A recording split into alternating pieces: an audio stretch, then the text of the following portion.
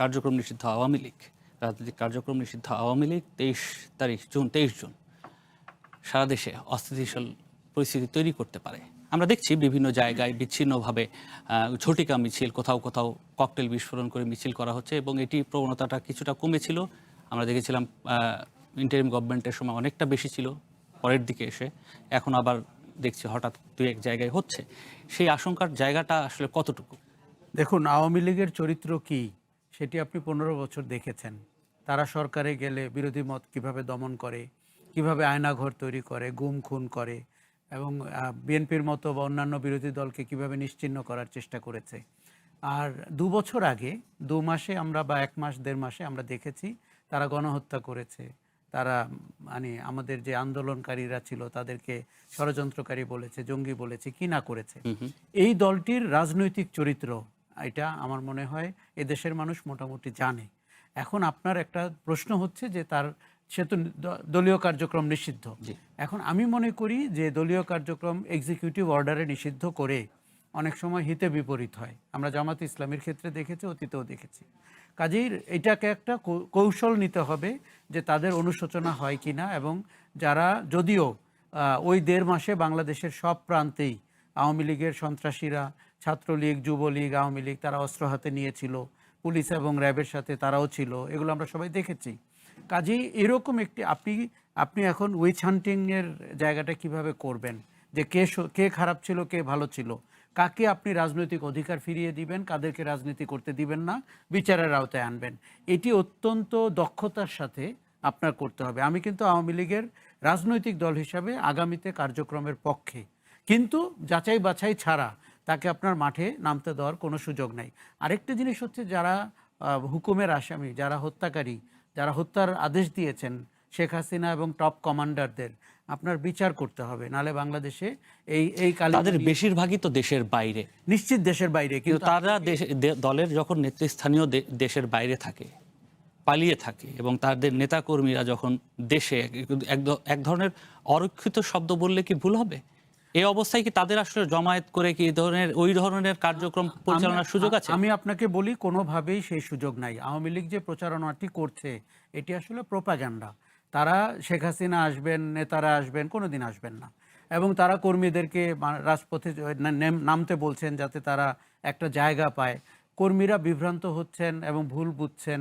আর আওয়ামী লীগের টাকা পয়সা আছে, আপনি জানেন দেশ থেকে অনেক লুট করেছে তারা বিভিন্নভাবে, তাদের হাতে অস্ত্রপাতি আছে।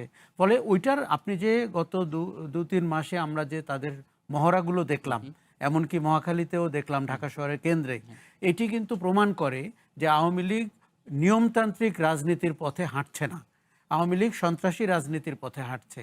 কাজে আপনাকে খুব সতর্ক থাকতে হবে। আমি আপনাকে একটা কথা বলি, তার হয়তো সাংগঠনিক শক্তি নেই এবং কর্মীরা দিনের আলোতে আসার মতো সাহসও নেই, কিন্তু তার নাশকতা করার শক্তি আছে। এবং সমস্যাটি হচ্ছে যে নাশকতা একটি জায়গায় ঘটলে মানুষের মধ্যে একটা ভীতিও সঞ্চার হবে। আর সোশ্যাল মিডিয়াতে তো আমরা জানি যে আপনি ঘরে বসে থেকে কত কিছু লিখতে পারেন, বলতে পারেন। আওয়ামী লীগ এখন একটা প্রোপাগান্ডার রাজনীতি করছে। আওয়ামী লীগ মূলত ফেসবুক লীগ, ওইটাকে অবলম্বন করে কর্মীদেরকে বিভ্রান্ত করে তাদের যে অর্জিত টাকা পয়সা আছে সেটি দিয়ে মাঠে নামিয়ে তারা এক ধরনের নাশকতা করে দেশকে অস্থিতিশীল করার চেষ্টা করতে পারে। সেই ক্ষেত্রে প্রতিষ্ঠাবার্ষিকীর সংখ্যাটি কিন্তু আমি আমলে নিচ্ছি, কেননা আমরা দেখেছি তারা কি করে বড় করে আগে প্রতিষ্ঠাবার্ষিকী করত। কাজে এইবার সেই সুযোগটি তারা নেওয়ার চেষ্টা করবে, এবং এই ব্যাপারে আমার মনে হয় সতর্ক থাকতে হবে। আপনি একটা কথা বললেন এর মধ্যে, যে যদি বাদ দিয়ে কিংবা ছেঁচে আওয়ামী লীগের আবার রাজনীতিতে আসার পক্ষে আপনি, মাফিয়া কিংবা তাদের যে বিগত সময়ের যে কর্মকাণ্ড, সেই কর্মকাণ্ড দিয়ে যদি তাদের রাজনীতি বন্ধ করে দেন, সেই ক্ষেত্রে বুমেরাং হওয়ার সুযোগ তৈরি হয়, যেটা আমি জামাতের কথা আপনি উদাহরণ হিসেবে নিয়ে আসলেন। কিন্তু সেই ছাঁকনিটা, সেইটি আসলে কিভাবে হবে? মানে না, সেটি দেখুন, বাংলাদেশ কিন্তু একটা সৃজনশীল উদ্ভাবনী দেশ। আমরা ব্যাক টু ব্যাক এলসি করেছি, তত্ত্বাবধায়ক সরকারের মতো বিধান বা আমরা চিন্তা করতে পেরেছি। আওয়ামী লীগের জন্য একটা রাজনৈতিক ছাঁকনি এবং আইনগত ছাঁকনি এবং বিচার বিভাগের দিক থেকে আপনাকে বের করতে হবে। দেখুন, তারা আমাদের একদম নিকট অতীতের ঘটনা, আমাদের কাছে ছবি আছে, ভিডিও আছে, সমস্ত ঘটনা আছে।